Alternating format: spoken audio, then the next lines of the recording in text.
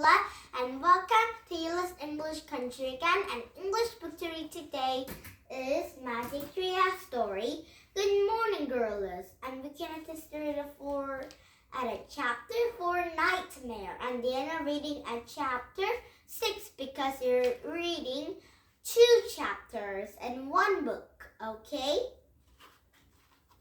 And now, are you ready for this 2 book and 2 story and meet some lots of characters? And now here we go. And first you can read Magic Tree Story. Good morning, girls. Chapter 4 Nightmare. Jack knelt beside Annie. She is gasping for breath. The gorilla bounded down the tree and over to Annie.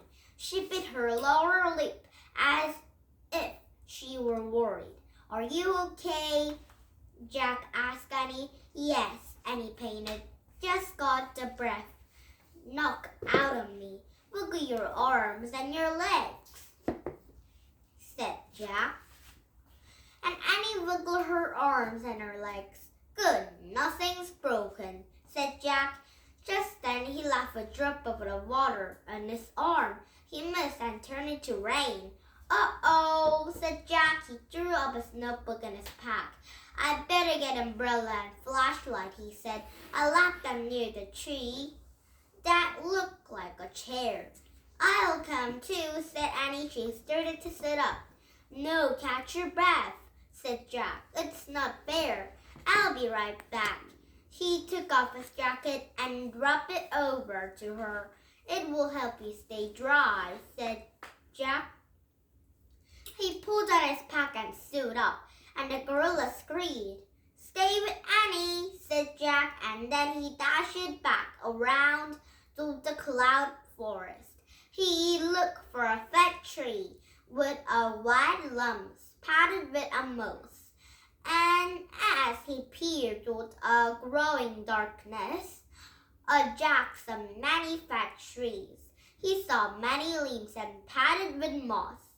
And soon he could hardly see trees at all. He realized that both storm and light had to come in the forest. Forget umbrella and flashlight, he died. It was more important to get back to Annie before it's too dark. They could wait together for daylight.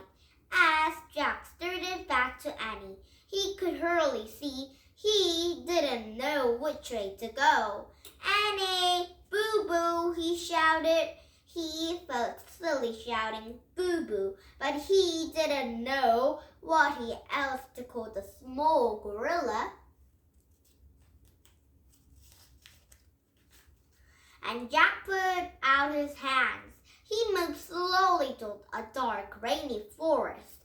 He kept calling Annie with a boo-boo. He listening for them, but he couldn't hear anything above them.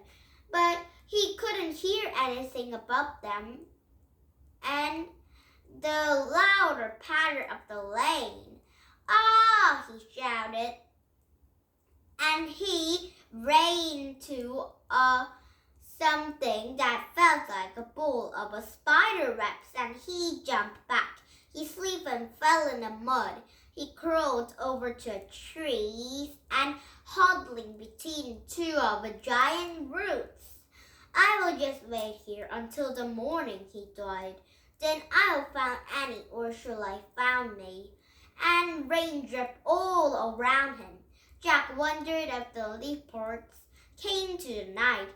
He quickly pushed it aside right away. He tried to think about the morning and finding Annie and going home. He really ready to go home. Why did Morgan even send us to Cloud Forest? He wondered. He tried to remember the secret remind to find a special magic. He whispered. He couldn't remember the rest. He felt tired and miserable. He took his backpack off and rested the head on it, and he closed his eyes to find a special magic, he mumbled, but he couldn't find the magic. He couldn't even find the words that finished the rhyme. The worst of all, he couldn't find any. Their fun adventure in the cloud forest had turned into a nightmare. Now, chapter 5, Silverback. Oh, is it morning now? So Jack can find Annie and Annie can find Jack. And Jack felt something tugging on his sleeve. He opened his eyes. Boo Boo, a small gorilla, was staring at him in a down light. Jack stood up. His arms and legs felt stiffy and itchy. His wet clothes stuck to skin. He looked around in the cloud forest. Misty sunlight shined through tree bunches. Where's Annie? He asked a small gorilla. Boo Boo waved her arms, and then she bounded up between the trees. And Jack pulled on his pack and followed. As the small gorilla led him through the cloud forest, her head above in the lofty plants. Finally, she stopped it before a row of scrubs, and Jack took a few steps in the forward and peered over the scrubs. Oh man, he whispered. A large dark figures in a sleeping and open a grassy area gorillas. There at last 10 of them. Some slept on their backs, some slept on their bellies. And the gorillas were all sized. The smallest was baby sleeping on his mother's arms, and the biggest and giant black silver fur. And Jack pulled a book out of his pack, and he found a chapter on gorillas and read, mountain gorillas live together in families. The leader of the family is a large male called a silverback. Because the silver fur on the back and shoulders, gorilla didn't hunt other animals. They mainly eat a plant growing in the forest. They're known to be shy and gentle giants. Shy and gentle giants. Jack replied, that sounds good. He peered over the scrubs again. Boo Boo waved at him, and she was standing in a four-way clearing. She pointed to something in the tall grass. Annie was fast asleep in the grass. Jack didn't know what to do. If he called her name, the gorilla would wake up. He had only one choice. He asked a sneak over to her, and Jack pulled a book on a pack and he pushed it past in the scrubs and stamping into a clearing. The heart was pounding, and he tried all the words from the book, shy and gentle giants. And he started told Annie he heard of a groan, then a giant gorilla with a silver fur opened his eyes. Oh no. And when Gorilla saw Jack, he sat up, and Jack stopped in his tracks, and Gorilla glared. This giant did not seem shy or gentle at all. And Jack saw a stick lying on the ground,